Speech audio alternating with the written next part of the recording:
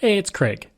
I just wanted to let you know that you can listen to Canadian History X early and ad-free on Amazon Music, included with Prime. Hey everyone, Craig Baird here. Before I begin today's story, I want to take a moment and ask that you check me out on Patreon at www.patreon.com/CanadaEHX. There are several tiers with great benefits, from ad-free content to t-shirts and other cool stuff. And if you're a fan of Canadian History X, make sure you check out my other shows, From John to Justin and Canada, A Yearly Journey. And don't forget, you can also donate directly to the show at www.canadaehx.com. It helps keep this show going. Alright, on with the show. There have been some fantastic satirical Canadian comedy shows. SCTV, Kids in the Hall, The Baroness Von Sketch Show. All of those shows are great. But only one did the following. Got a Liberal MP kicked out of their party. Planted a Canadian flag in the middle of Russia's Red Square. Made a future president of the United States the butt of a joke involving Putin. When it came on the air, it shed a whole new light on the headlines, and news never looked the same. I'm Craig Baird, this is Canadian History X, and we're talking about This Hour Has 22 Minutes.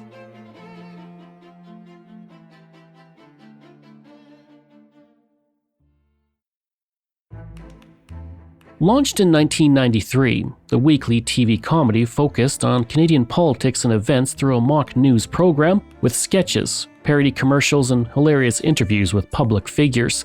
This Hour Is 22 Minutes almost immediately became a Canadian staple, and it was hatched by comedic geniuses from Newfoundland whose lineage traces back through the decades. Like a family tree of funny, This Hour Has 22 Minutes is the hilarious offspring of Codco and Wonderful Grand Band. Codco was born in 1973 when Tommy Sexton, an actor, writer, dancer, musician, and comedian, Diane Olsen, wrote a series of short sketches that satirized and lampooned contemporary Newfoundland called Cod on a Stick. The first production was done in Toronto when Paul Thompson, a director-producer, gave them $300 as seed money and offered them the stage at the Theatre Pass Murale. After the Ontario performance, the show was mounted in St. John's that same year and then toured Newfoundland.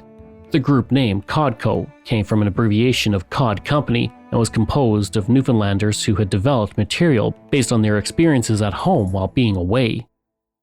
Original members included Sexton and Olsen, Greg Malone, Paul Semetz, and two individuals who will feature prominently in this episode, Mary Walsh and Kathy Jones. Walsh was studying at Ryerson University when she dropped out to join the group.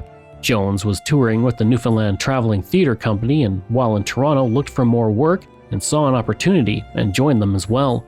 By 1974, Codco was touring Newfoundland and filming a show for the National Film Board, and that's when Kathy's brother, Andy, joined the cast. For the distinctive Newfoundland collective of creative geniuses, nothing was sacred. The more untouchable the target, the more savage and swift the attack.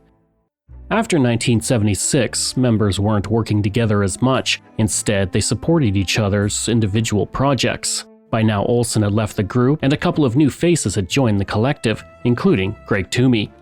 Born in St. John's, Newfoundland, Toomey had been part of the comedy scene for many years, who often collaborated with the group, and he's an important character in today's story. Meanwhile, from this branch of the comedic tree came Wonderful Grand Band. The musical comedy group was formed in St. John's in 1978 and released an album a year later. That led them to tape a variety show for CBC in 1980, which combined original and traditional music with satirical comedy sketches. Wonderful Grand Band aired from 1980 to 1983, and amongst the cast were Codco members Kathy Jones and Mary Walsh, who were part of the show during its final season. The show was massive in Newfoundland, which had a population of 550,000, and Wonderful Grand Band regularly drew 250,000 viewers each week. Among the faithful viewers was a teenage boy named Rick Mercer, another important character as you'll soon see. He said of the show, "Wonderful Grand Band had the biggest influence on me, more than any other television production in my lifetime." Gerald Luntz, his future husband and creative producer for 22 Minutes, said, "It was the biggest show in Newfoundland. It would clear the streets. The whole province was sitting in front of their televisions because it was theirs. It was about them." 3 years after Wonderful Grand Band went off the air, members of Codco reunited for a benefit show in St. John's. Tom Sexton and Greg Malone, who had also been part of the show with CBC, were in talks with the broadcaster about developing a new project.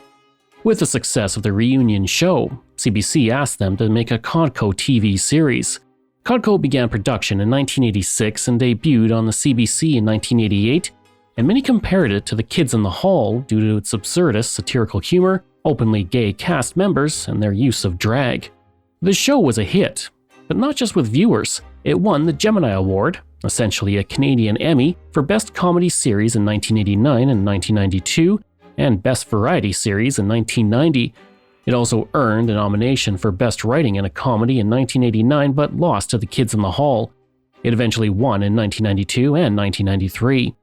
But the win was a little bittersweet, as that was the year the show ended.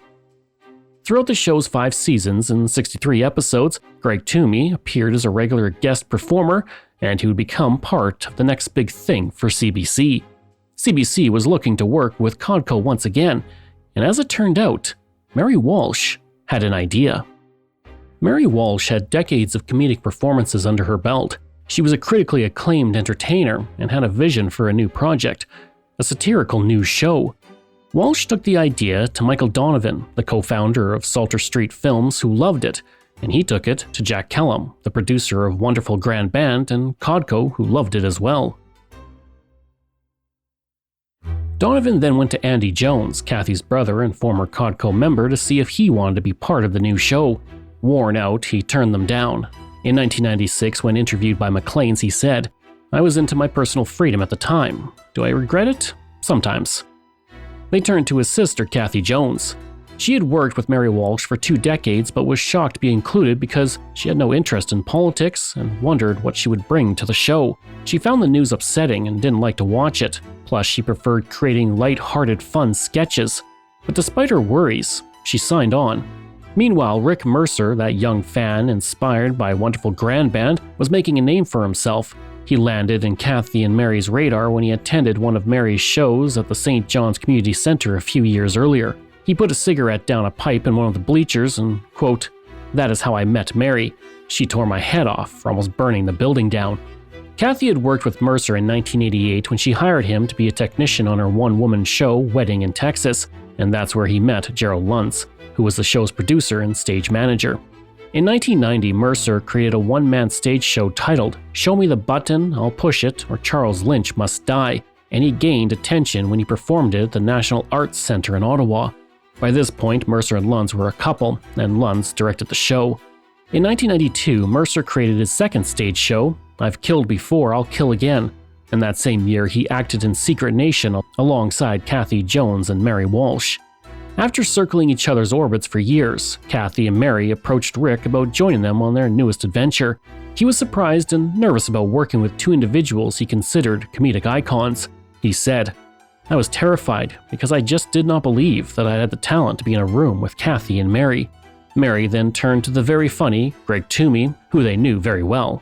For a showrunner, they turned to Gerald Luntz, who called Toomey a comedic genius and considered Kathy Jones to be the most versatile comic actress since Carol Burnett. The show that Mary Walsh had in mind, however, was very different from the one we have come to know and love. At the time, there was talk of a musical about the news each week and an ongoing sketch about a family called the Rosedales, satirizing residents of the wealthy Toronto neighborhood. It was more of a variety news show than straight-up satirical, Mercer said. Those meetings in St. John's were a real eye-opener. What was evident was no one knew what the show was going to be. Mercer called it Canadian Saturday Night Live. Other ideas included a guest host who didn't give a monologue. Instead, that task would be split between Mercer and Walsh. There were also the puppets, akin to Spitting Image, a British show that ran from 1984 to 1996 and satirized the royal family and politicians using puppets. I remember watching Spitting Image when I was a kid. Those puppets terrified me when I was a child, and they terrify me now, and for good reason. Not having those puppets was a good call in my opinion. For Mercer, this was not the show he signed up for. He said, "Puppets were mentioned. I remember this making me dizzy." He was worried no one would watch the show, but thankfully the show began to develop into something new. Editorial producer Jeff Dion said, "Gerald was the showrunner, the creative producer. They had a pretty clear idea as to what the show should be, and it didn't include some of the elements that Mary had in mind. According to Mercer, Gerald Lund's greatest contribution to the show was the 90-second rule, which was that no matter what, nothing could be more than 90 seconds, and that 60 seconds was the sweet spot. That rule would keep the show moving, and for the first few years, it was followed to the letter. To train the cast in how news is presented, they turned to Jeff Dion, who was a CBC News producer and was to become the show's editorial producer. His job was to keep the show on track journalistically and ensure that its content was topical. Gerald Lund said, "Jeff came out of news, and we were circus people. He must have felt like, oh my god, I've dropped out of news and joined the circus." Jeff Dion's arrival helped anchor the show in reality and shaped it into what we know today. Mercer said, "I can't understate how important Jeff was to the show, because he was a real newsman and he knew how it worked." Jeff Dion's role wasn't to turn Rick Mercer and Mary Walsh into journalists. Instead, his job was to teach them the tics and mannerisms of newscasters and reporters in the field.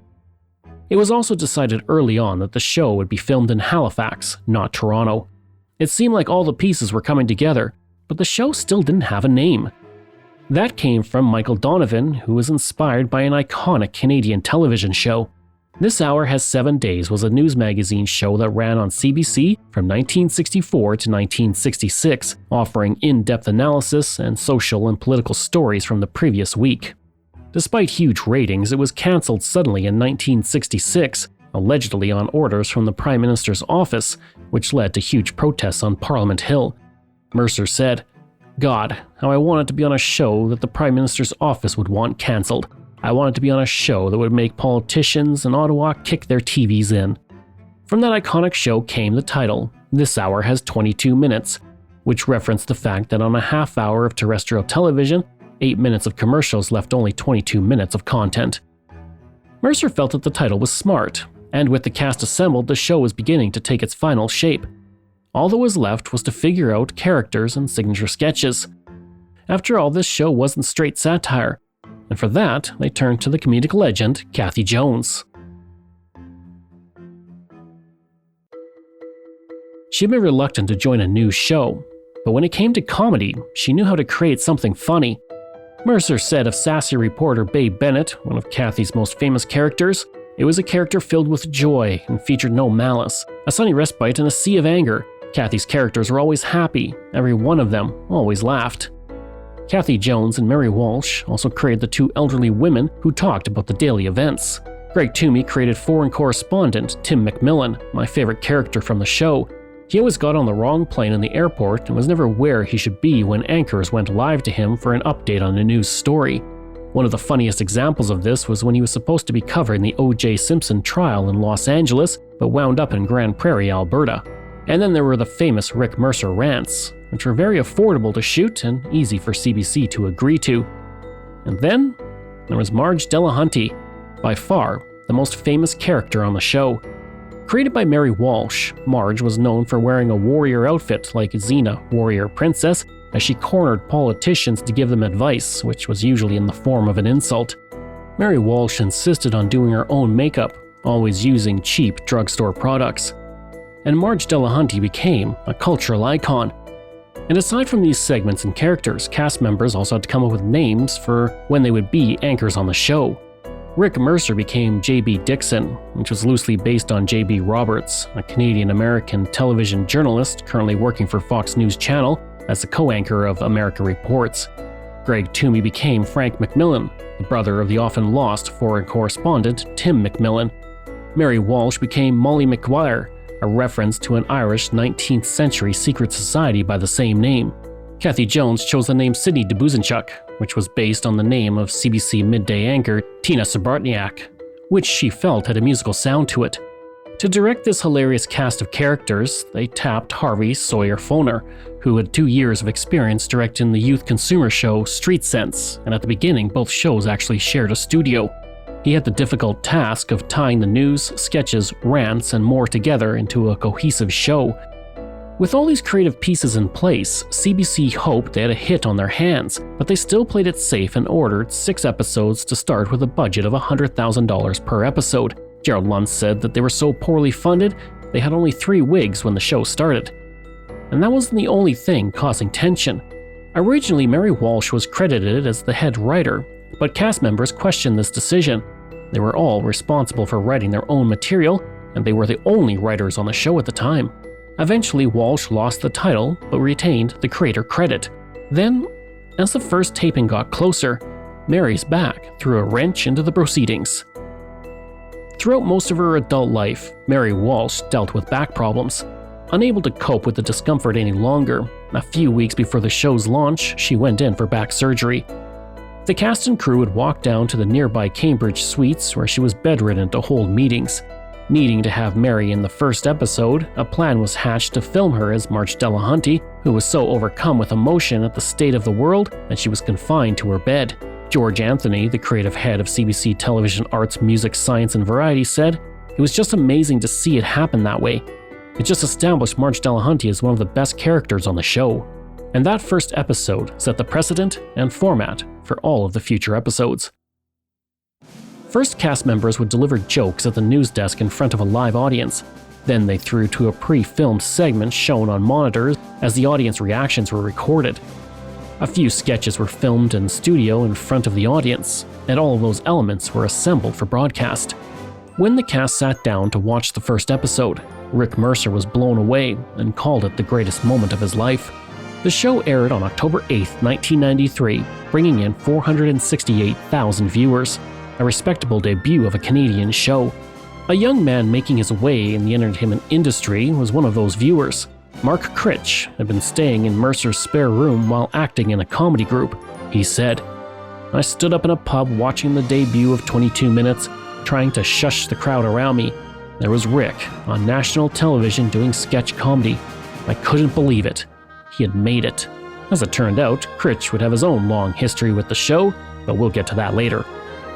Following the debut, the audience grew to 535,000 viewers for the second episode, and it was building momentum as Canada headed to one of its most important federal elections.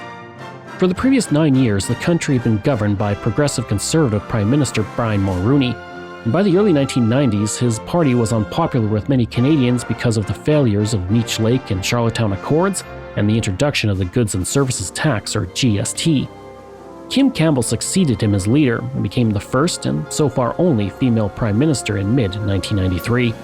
She almost immediately called an election, which was expected to reshape Canadian politics, and CBC put this hour as 22 Minutes front and center and gave it access to live election coverage. The cast wrote news copy and sketches that were performed each time the feed went to them. On October 25, 1993, the Liberals won the election and gained 96 seats to form a new government under Jean Critch with 177 seats. The Progressive Conservatives suffered a terrible defeat, losing 154 seats and finished with only 2. As news of the defeat trickled in, the 22 Minutes cast formed into a conga line and danced on camera while singing, "Mulroney is no more, hey." Peter Mansbridge, who was on the anchored news desk that night, said, "These guys captured the mood. There was a conga line going on in the country that night. They just put a face to it." Despite the high ratings, the network still had trouble deciding on an airtime because of its edgy humor. The network did not want 22 Minutes in primetime near its more mainstream Royal Canadian Air farce. The first 2 episodes aired at 10:30 p.m. on Monday. After the election special, it bounced around between 10:30 p.m. and 11 p.m. The CBC seemed to consider it a late-night show. But when it aired at 11 p.m., the ratings fell to 300,000. After the Christmas break, the show aired at 8 p.m. for the first 3 episodes in 1994, and the difference was unbelievable. It reached 900,000 viewers and outdrew the primetime news and Royal Canadian Air farce, and with that, it cemented a second season. With the first season over, only the 4 main cast members of Mercer, Jones, Walsh, and Toomey served as writers. The second season brought along Paul Bellini. If you love Kids in the Hall as much as I do, that name is instantly recognizable as the silent character who appeared in various sketches wearing nothing but a bath towel. And along with being an iconic part of the show, he was also a gifted comedy writer. He was joined by Ed McDonald in the new writer's room. And as the cast prepared for the second season, there was nothing but praise for them. Bellini called Kathy Jones the best sketch comedian he had ever worked with. Considering he worked with the Kids in the Hall, that was very high praise. Fellow new writer Ed McDonald said of Mercer, "I went to a taping the week before I started on the show, and you could tell right away that he was a star." Meanwhile, Mercer was amazed by his castmate Greg and said, "I don't think there's anyone who's worked on the show who is not entirely in awe of Greg Toomey." Director Henry Sorofoner stated that Mary Walsh completely embodied the characters that she portrayed. Audiences in the industry agreed. The talent of the 22 Minutes cast was unbelievable. But those who were often the butt of the jokes had concerns. The politicians. At first, many politicians thought This Hour Has 22 Minutes was simply a local news show, and this allowed them to let down their guard without realizing they were appearing on one of the best satirical shows in Canadian history. Preston Manning, leader of the Reform Party of Canada, a right-wing populist federal party, was one of the first politicians to appear on the show. He happened to be in Halifax and came face-to-face with Rick Mercer in a CBC camera. Rick Mercer said, "The first time with Preston Manning, I can remember when it starts to dawn on him that this is not a real news person." Later that season, Mary Walsh said on the show, "Preston Manning's speeches are wonderful, but I hear they're even more edifying in the original German." In response, the Reform Party threatened to sue 22 Minutes. 2 weeks later, though, as word of mouth spread, the Reform Party realized the benefit of being on the show and saw it as an opportunity to humanize their leader. This time, Preston Manning asked to come on. Mercer called the relationship mutually parasitic because it benefited both the politicians and the show.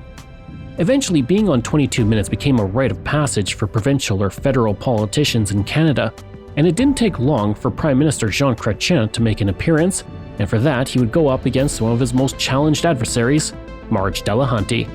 She often ambushed the Prime Minister, and Mary Walsh remembers those one-take and stressful segments fondly.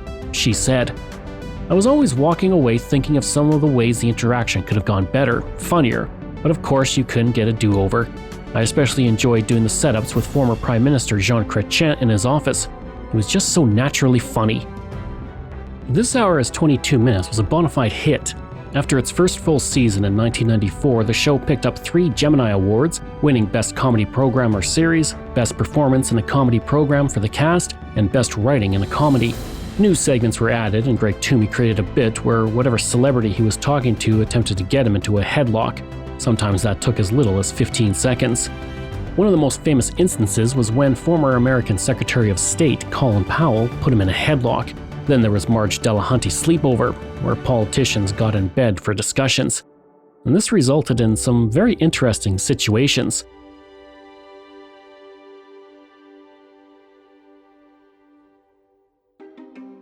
Myron Thompson, a Reform Party MP from Alberta, who said he didn't hate homosexuals but hated homosexuality, had a Marg Delahunty sleepover with Sven Robinson, the first openly gay member of Parliament in Canadian history, and they weren't alone in the bed.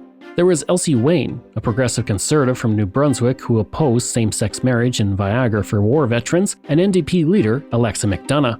George Dion said, "Interestingly, Myron Thompson didn't take his cowboy boots off. Alexa McDonough had on pink slippers. People's feet were sticking out the end of the bed, and then you saw those cowboy boots." Bits like this helped the show grow to over 1 million viewers a week, and with that came more accolades. By 1996, many critics considered it to be the best show on Canadian television, and it earned a front-page profile in Maclean's magazine, which wrote, "Together, the 22 Minutes cast achieves 4-part harmony." And although happy with the success of the show and the many opportunities it afforded, Mary Walsh said in that 1996 cover story, "The basic problem is that my original conception didn't have 5 hairy-ass producers making all the decisions.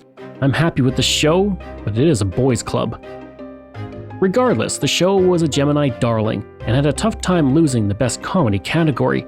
It won 5 years straight, 1994, 1995, 1996, 1997, and 1998. It also took home Best Writing in 1995, 1996, and 1998.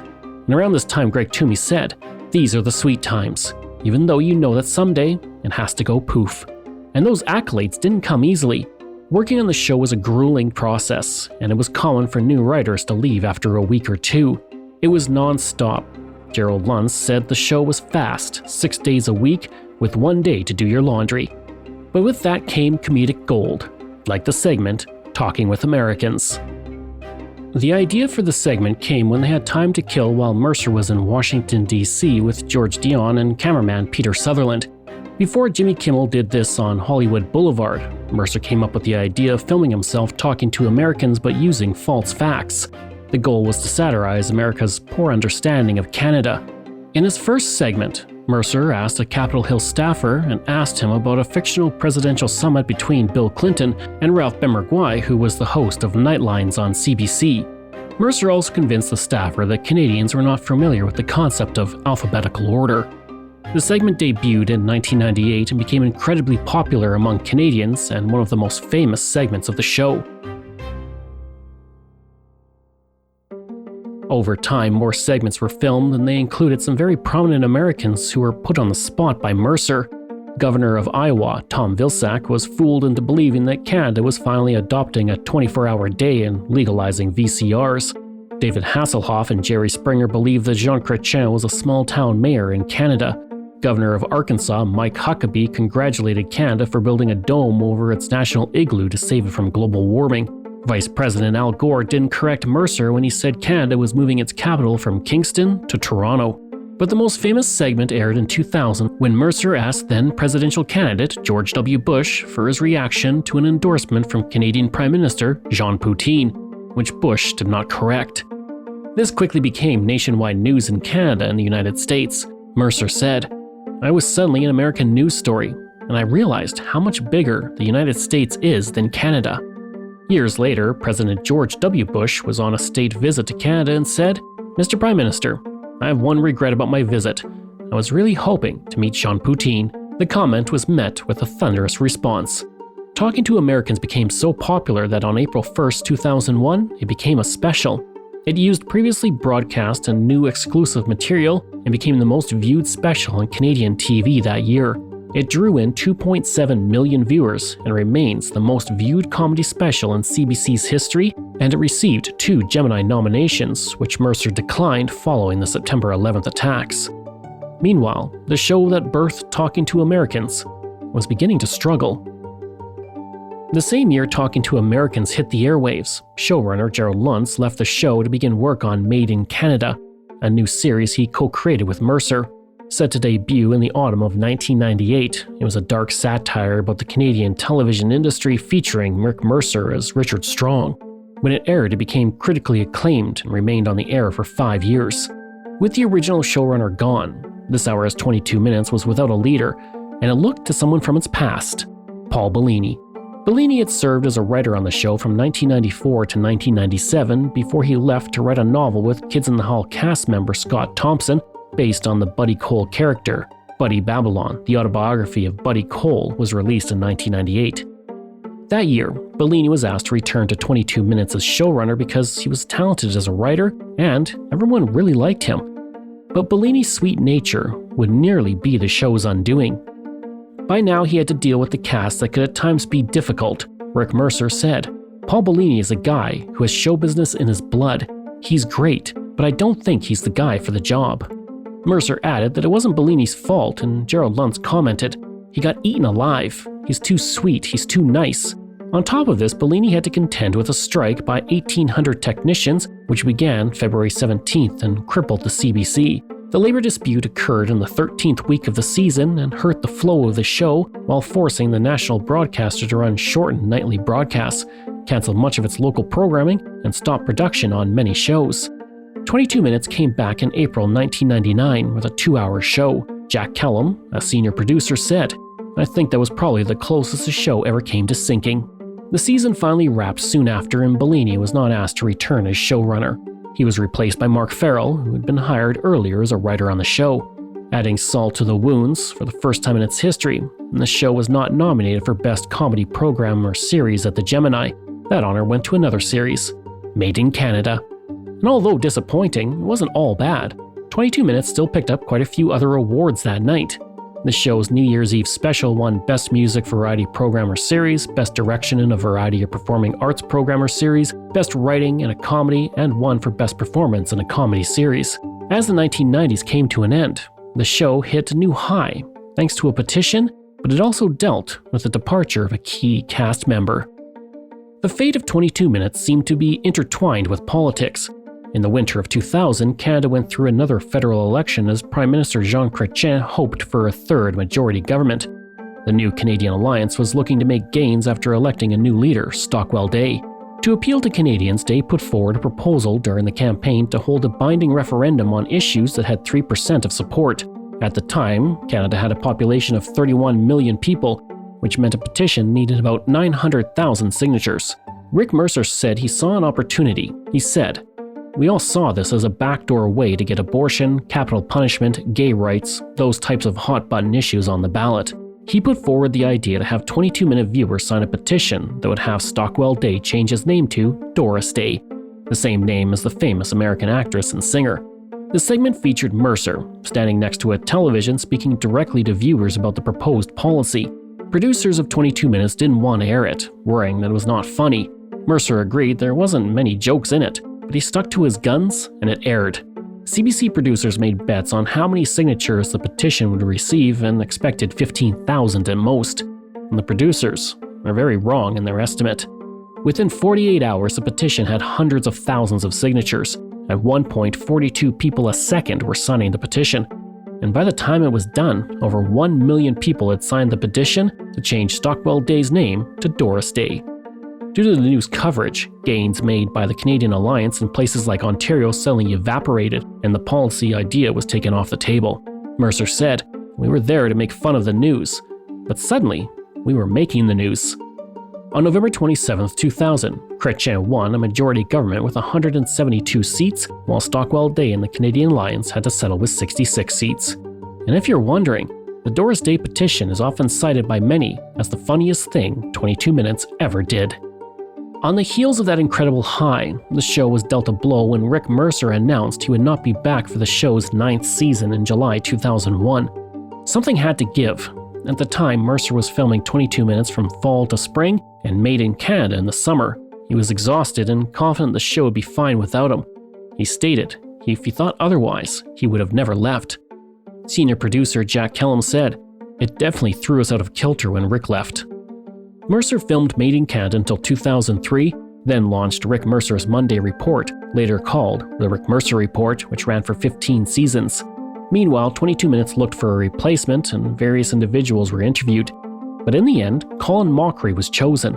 Mochrie was well known for his role in the improvisational show Whose Line Is It Anyways, hosted by Drew Carey, and various guest spots on American and Canadian television shows.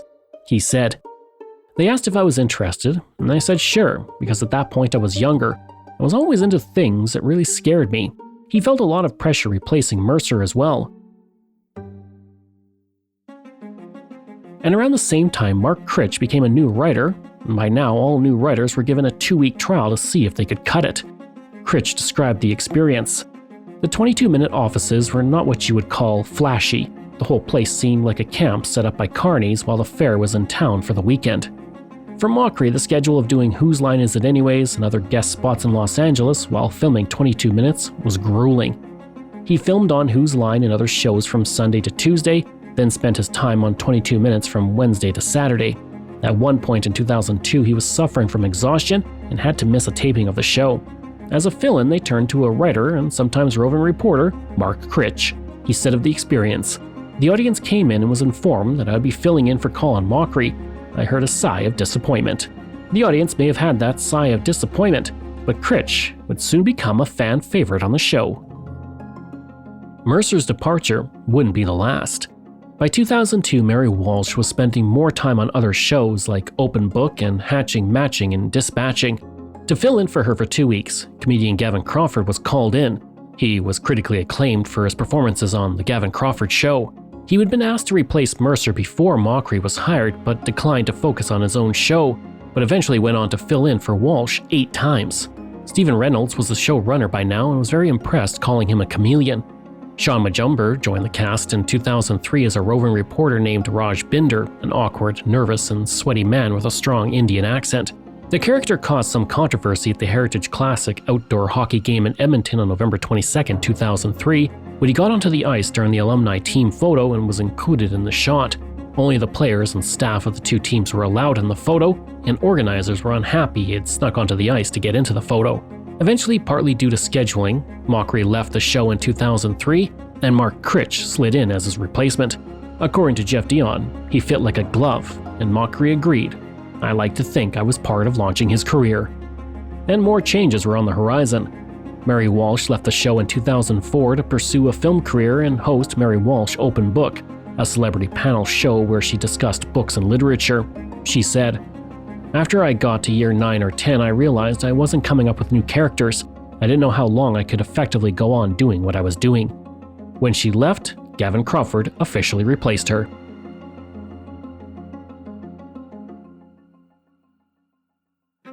Jennifer Whalen, a writer who went on to create the fantastic Baroness Von sketch show, said, "Gavin coming into the show was a big change because of his incredible gifts." Aside from all the cast changes, 22 Minutes continued to make news. On November 17, 2004, Mark Critch was set to film a segment with Liberal MP Carolyn Parrish. Before he left, Jennifer Whalen gave him a doll of George W. Bush. While filming the segment, Parrish and Critch are seen stomping on the doll while damage in the head as they joke that that's where the least damage would occur. The tape was taken to the nearest CBC outlet to feed the footage to Halifax for editing.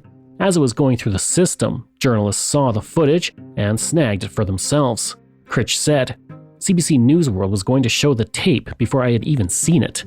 That night, pundits debated the consequences of the segment, and the next day it was front-page news across Canada. The Conservative Party in Parliament stated that it could damage diplomatic relations with the United States. And as a result, Prime Minister Paul Martin removed Parrish from the Liberal Party, and she spent the rest of her time in Parliament as an independent. Critch called her to apologize, saying, "I stressed it was never my attempt to detonate her career, but she bore me no malice." Parrish served in Parliament for another year until 2004. In 2014, she was elected as city councillor from Mississauga, and she remains in that role to this day. Despite the controversy, this show continued to pick up hardware. After being shut out in 2002, it won Best Comedy Series, Best Direction, and Best Ensemble Performance in 2003, and Gavin Crawford picked up a Gemini for Best Performance in 2004. In 2006 and 2010, the show won the Best Ensemble Cast Gemini, and in 2008 it picked up another Best Comedy Series.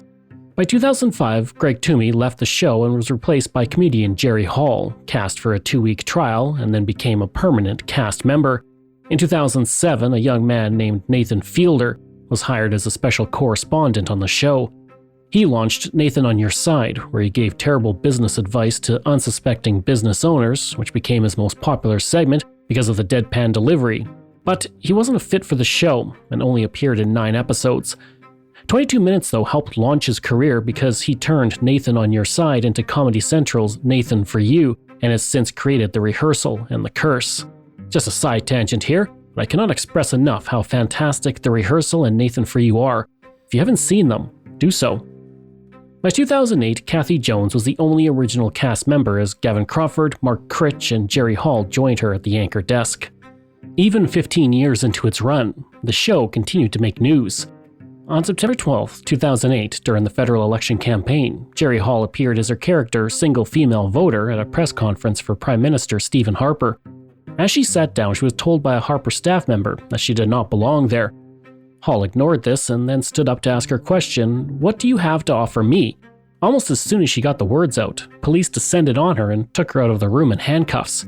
During all of this, she remained in character and yelled, "Mr. Harper, I just want to fall in love with you. I just need to know you are the right one for me." Outside the room, she identified herself as a cast member on 22 Minutes. She said, "They were really going to take me to the station because they didn't know who I was, or maybe did know who I was. Depends on who you want to believe." Soon after, Prime Minister Harper requested she be released and was given an exclusive interview, and he told her he had never even watched 22 Minutes. Despite the legacy of the show, ratings started to slip a bit to 500,000 per episode in 2009, but rebounded the following year to 800,000 viewers thanks to bits like Gordon Pinsent reading Justin Bieber's biography at the Keg restaurant. That video alone generated 300,000 views on YouTube. And then the show embarked on one of its most ambitious projects to date.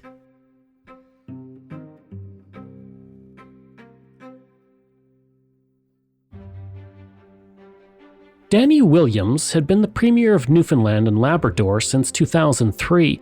He was also frequently used for comedic fodder by fellow Newfoundlander Mark Critch on 22 Minutes. When he announced his retirement in 2010, a premise was born. Williams needed to get permission to retire from The Codfather, Gordon Pinsent. Showrunner Stephen Reynolds said, "It was a brilliant sketch, and unlike most field pieces, this was a narrative. It was a scripted piece. We were going to shoot it like a drama." When The Codfather granted his approval for Williams' retirement, Mark Critch showed up and took them both hostage out of worry that it would cause the demise of his own career on 22 Minutes. Alan Hocko, another Newfoundlander, known for being private investigator Jake Doyle on Republic of Doyle, had to rescue the Codfather and Williams from Critch's clutches. It turned into one of the longest skits to air on 22 Minutes, and it was incredibly well received. Danny Williams loved it as well, stating, "It was a lot of fun, it really was. You adapt yourself on the fly, and for whatever reason, they just seemed to work." 1 year later, in 2011, Marg Delahunty surpassed them all with one of her most famous appearances. Even though Mary Walsh had left the show, she still made appearances as Marg Delahunty. On October 24, 2011, she conducted an ambush interview as Marg of Toronto Mayor Rob Ford at his home. Since they were going to his home, Walsh and the crew agreed that if he had his kids with him, they would abort the ambush. When Ford emerged from his home alone and closed the door behind him, Walsh walked up to Ford in costume with a 22 Minutes microphone and said, "Mayor Ford, it's me, Marg Delahunty. I gave up the Princess Warrior stuff, but when I saw what was happening to you, I came all the way from Newfoundland to talk to you." Ford didn't greet her with open arms. Instead, he threatened to call the police and stated she was terrifying his kids, who were inside the house. When news broke about the incident, Ford said it was dark and he didn't know who she was. He also stated his daughter had been frightened and ran back into the house. Director Mark Mullins said, "How can you miss a media icon with a 22 Minutes microphone? It was pretty obvious." And while the story dominated the news for a few days, as with many things with 22 Minutes, it eventually blew over. Walsh has continued to make appearances as Marg Delahunty in the subsequent years on 22 Minutes. There have been many changes over the 3 decades that 22 Minutes has been on the air, and it's proved to be a successful format, and ratings have remained consistently at 800,000 to 1 million viewers per week. More changes came when Crawford and Hall left in 2011 and Majumder landed on the news desk alongside Kathy Jones and Mark Critch. In 2012, Susan Kent, a writer on the show, became an anchor. With all these changes, accolades poured in for 3 years, from 2013 to 2015, with the show winning Best TV Show at the Canadian Comedy Awards, while also picking up Best Writing in 2014 and 2015. Trent McClellan became a main cast member in 2017 and remains one to this day. Majumder eventually left in 2019, followed by Kent in 2020. In 2021, Kathy Jones, the last original cast member, left the show. By then, she had spent nearly 30 years behind the news desk. Abba Emakwando and Stacey McGonigal both joined in 2021. And Mark Critch continues to hold down the show, and has been doing it for the past 2 decades. When the Geminis held their 25th anniversary, they had the public vote for their favorite 25 shows, and this list was filled with 22 Minutes alumni. Codco was 21st, Made in Canada was 18th, Rick Mercer Report was 14th, and 22 Minutes finished as a respectable 16th. But that's not the end of the story. As I wrap up this episode, I would be remiss if I didn't tell you about Mark Critch's experience in Russia. In 2007, Russians used a submarine to plant a flag under the ice in the North Pole. As can be expected, this was not greeted warmly by Canada. Critch thought if Russia could plant a flag in Canada, we should be able to do the same in Russia. With a small crew, he flew to Russia and made his way to Red Square. With the camera rolling, he pulled out the Canadian flag on a tripod and said, "Okay, Russia, you dropped a flag at the North Pole, and you've claimed it as yours. So I dropped a Canadian flag in Red Square. We own Russia now. Your rules." Within 60 seconds, 2 police cars showed up, and Critch was questioned by police. He explained he just wanted to show love for Russia from Canada.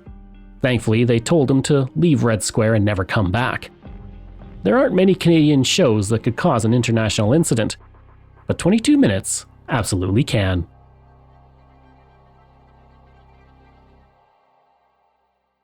I hope you enjoyed that episode, and our look at This Hour Has 22 Minutes. Next week, we're looking at the story of Henry Hudson. And I would like to say thank you to Mark Critch, who was nice enough to send a copy of his book, An Embarrassment of Critches, over to me to use in my research. Information from Wikipedia, Maclean, CBC, Canadian Encyclopedia, 25 years of 22 minutes, Talking to Americans, and Son of a Critch. This show is researched, produced, and written by me, Craig Baird, with the help of Dila Velasquez. Audio production and design by Rosalind Kufor. If this is your first time listening and you like what you heard, please take a moment and give us a 5-star review to help other people find these amazing stories. And there are so many for you to sink your teeth into. If you enjoy this podcast, then please check out my other podcasts, From John to Justin, Canada, A Yearly Journey, Pucks and Cups, and Canada's Great War. We love hearing from you, so if you have a show topic you want me to cover, email me at craig@canadaehx.com. Or stop by my website and social media. I'll include all of those in my show notes. Until next time, I'm Craig Baird, and this is Canadian History X.